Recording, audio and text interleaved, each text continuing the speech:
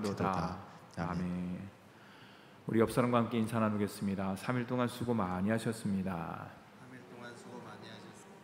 어떻게 투표는 잘 하셨어요? 예, 아무튼 정말 주님께서 원하시는 대통령이 뽑혀서 이 나라를 잘 운영했으면 좋겠습니다. 오늘 말씀은 우리 지난주에 나오는 극악무도한 문하셋의 아들 아몬, 그 아몬의 아들이 요시아입니다. 가장 극악한 문하셋과 대조적으로 이룬 사람이 바로 오늘 읽은 요시아예요. 하나님 앞에서 신실한 요시아에 대해서 한번 중심 구절을 살펴보도록 하겠습니다. 먼저 1절과 2절의 말씀인데요, 1절과 2절 말씀에 보면은 남유다 요시아의 등극과 평가가 나오고 있습니다. 한번 읽어보도록 하겠습니다. 시작.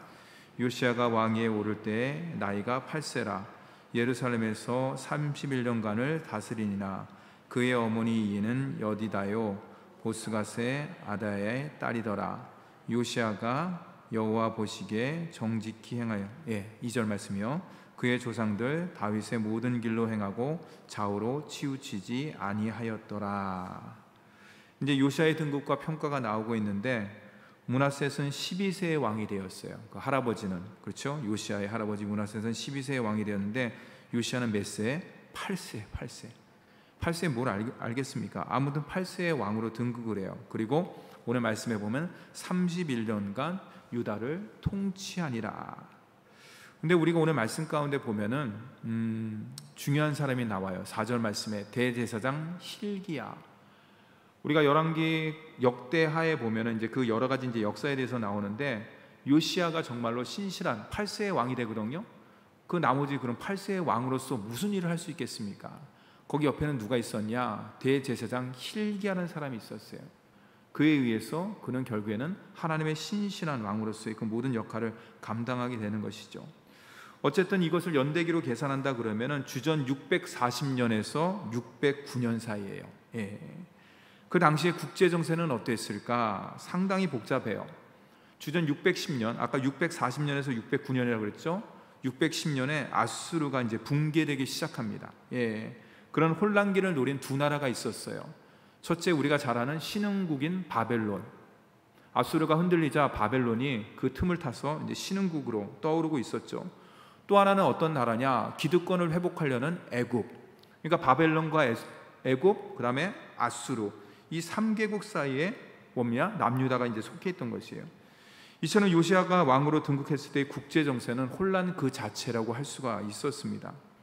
이런 상황 가운데 요시아가 선택할 수 있는 방법은 무엇일까요? 8세에 등극해서 그 여러 가지 국제 정세의 어려운 가운데 어떤 것을 선택해야 될까요? 신흥 제국인 바벨론의 편에 서느냐, 아니면은 부활의 꿈을 꾸는 아수르 편에 서느냐, 갈등을 많이 했겠죠. 아마 성경에는 나와 있지 않지만은 왕으로 등극하고 여러 가지 이야기들을 갖다 대신들과 이야기를 나눴을 것이에요. 이런 국제적으로 상당히 혼란한 상황이었고, 국내적으로는 어땠냐? 남유다는 어땠냐? 우리가 잘 알다시피 할아버지 문하세가 보통 사람입니까? 남유다에서 가장 악한 왕을 뽑으라 그런다면 문하세예요. 그러니까 그 문하세로 인해서 우상 숭배와 여러 가지로 인해서 아마 남유다도 하나님의 보시기에 아름답지 못한 모습으로 계속 나갔을 것이에요. 결국에는 문하세에 의해서 하나님의 심판 앞에 이제 남유다가 서게 되는 것이죠. 국제적으로는 굉장히 혼란한 시대였고, 남유다 국내적으로는 영적으로 혼란한 시대 가운데 태어난 사람이 누구냐? 왕이 된 사람이 누구냐? 바로 요시아라는 사람이에요.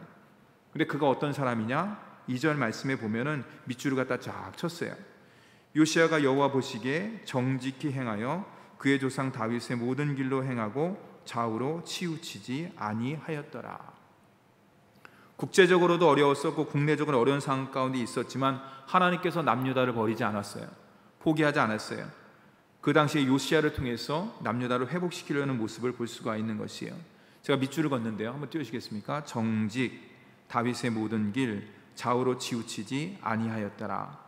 이 세 낱말과 세 단어는 하나님께서 가장 좋아하시는 말 중에 하나라고 할 수가 있는 것이에요. 사랑하는 성도 여러분, 이러한 평가를 받는 이스라엘 역대 왕들이 많으면 얼마나 좋을까요?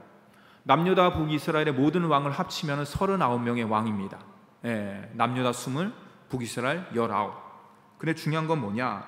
남북으로 합쳐갖고 이스라엘 여러 나라가 39명의 왕이 이스라엘을 다스렸고 유다를 다스렸는데, 그 39명의 왕 중에서 하나님께 좋은 평가를 받은 왕은 별로 많지 않아요.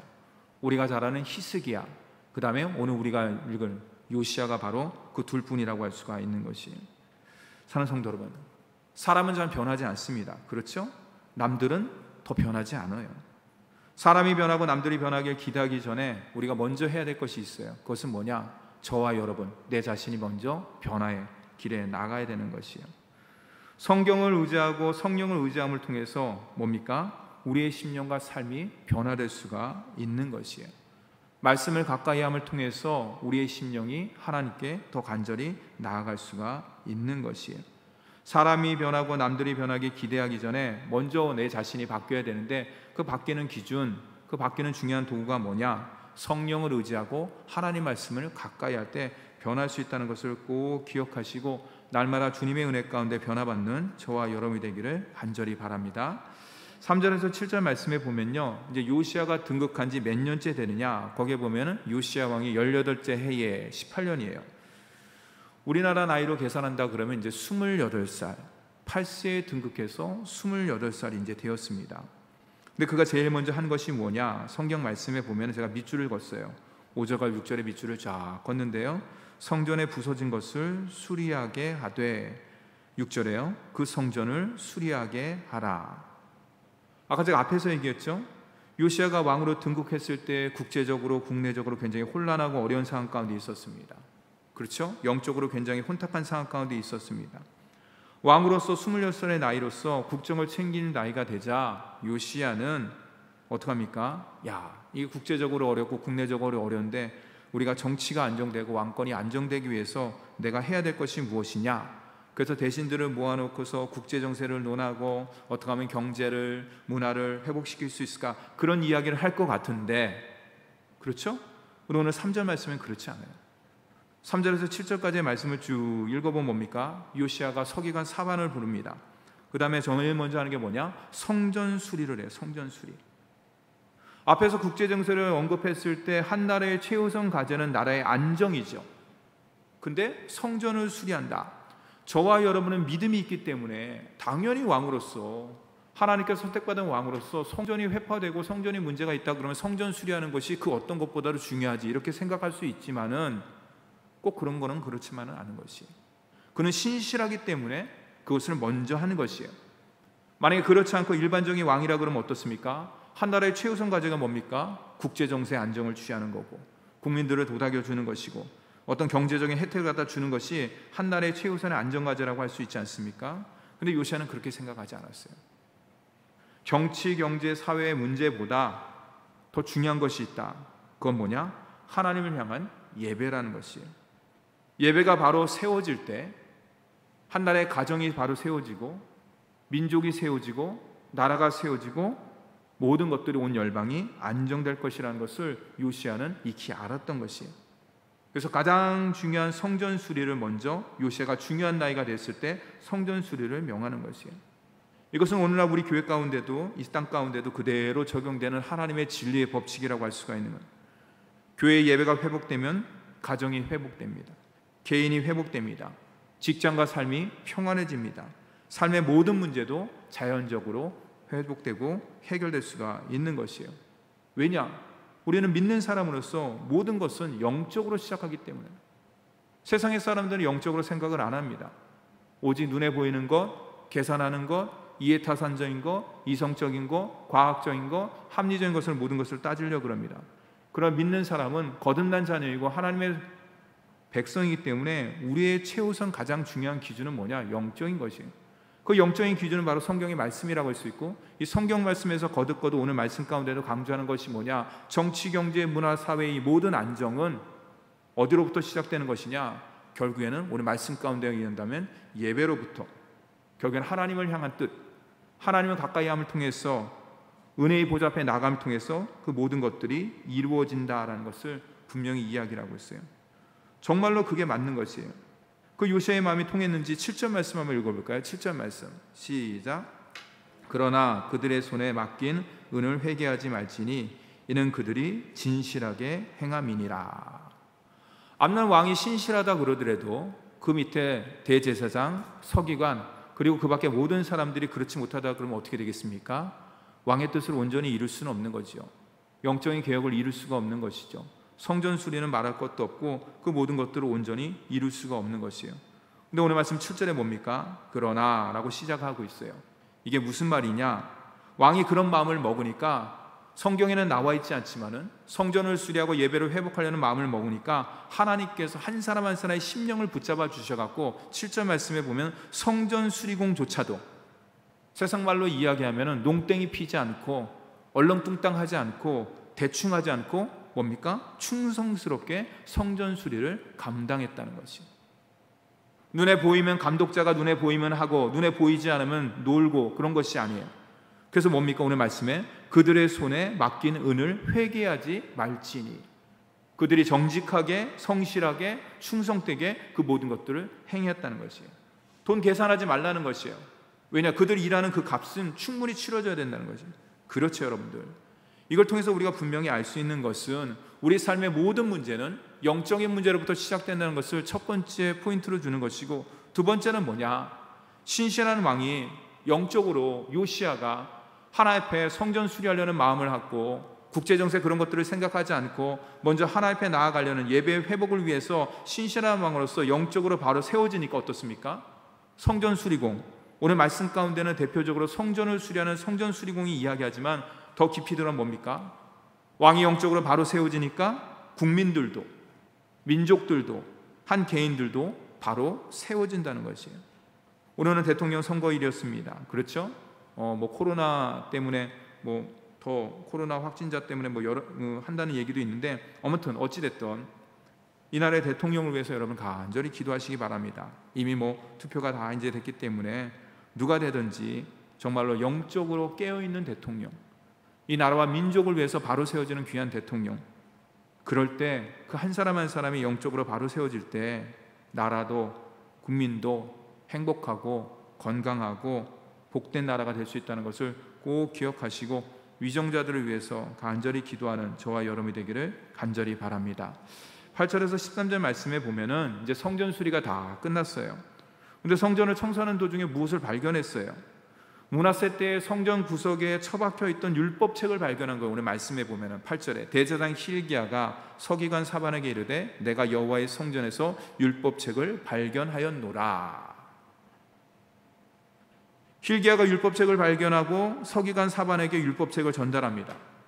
서기관 사반은 요시야 왕 앞에서 그 율법책을 읽습니다. 참 이것도 하나님의 은혜예요.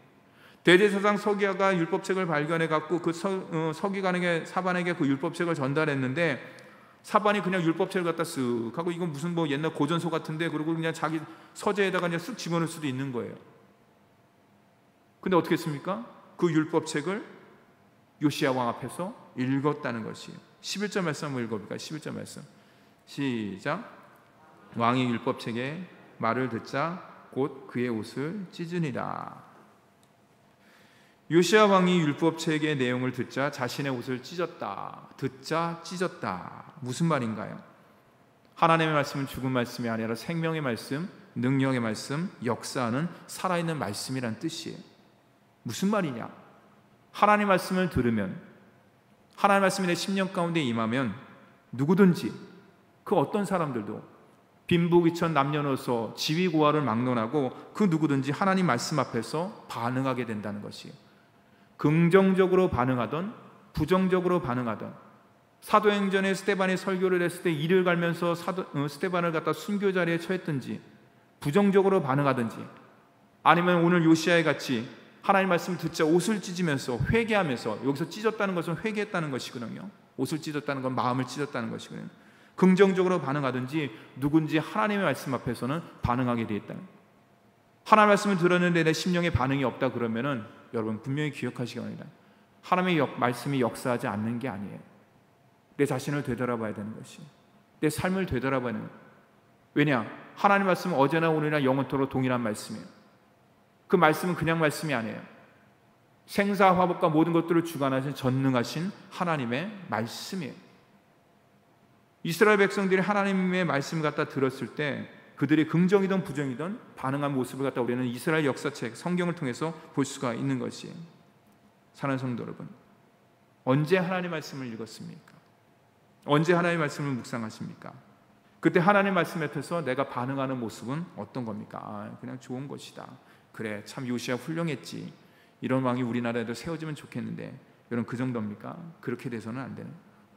이 말씀, 오늘 나에게 주시는 말씀, 우리 가정에 주신 말씀, 그것을 딱 깊이 생각하면서 나갈 때 내가 즉각적인 반응을 할 수가 있는 것이에요. 이 요시야처럼. 요시야의 즉각적인 반응은 뭡니까? 회의를 소집했겠죠. 그 다음 명령을 합니다. 13절 말씀 한번 읽어볼까요? 13절 말씀 시작. 너희는 가서 나와 백성과 온 유다를 위하여 이 발견한 책의 말씀에 대하여 여호와께 물으라. 우리 조상들이 이 책의 말씀을 듣지 아니하며 이 책에 우리를 위하여 기록된 모든 것을 행하지 아니하였으므로 여호와께서 우리에게 내리실 진노가 크도다. 서기관 사반이 요시야 앞에서 율법책을 읽었을 때 그는 듣자 찢었습니다. 그리고 그가 반응을 시작했습니다. 여러분, 이걸 통해서 우리가 분명히 알 수 있는 것은 요시야의 종교 개혁은 요시야의 그냥 강한 의지로부터 비롯된 것이 아니에요. 성전을 수리하고 성전을 청소하면서 율법책을 발견하고 그것을 읽는 것으로 끝나지 않았어요. 뭡니까?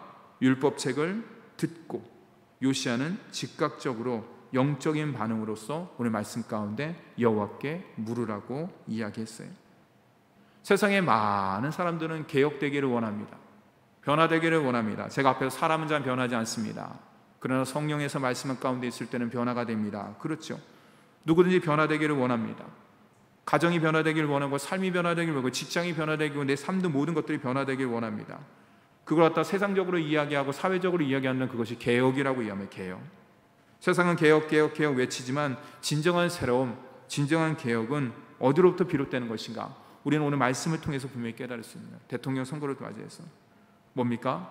오직 모든 것을 새롭게 하는 인물로부터가 아니에요. 많은 지식을 갖고 많은 경험을 쌓는 그 사람으로부터 개혁이 시작되는 것이 절대로 아니에요. 오늘 말씀에 의지한다고 뭡니까? 모든 것을 새롭게 하는 하나님의 말씀으로부터. 근데 그 말씀을 갖다 그냥 듣고 한 귀로 흘려보내는 것이 아니라 그 말씀이 내 심령 가운데 울림이 있어요. 내 심령 가운데 울림이 있을 때 요시야 같이 종교개혁을 이룰 수 있는 기틀이 되는 것이에요.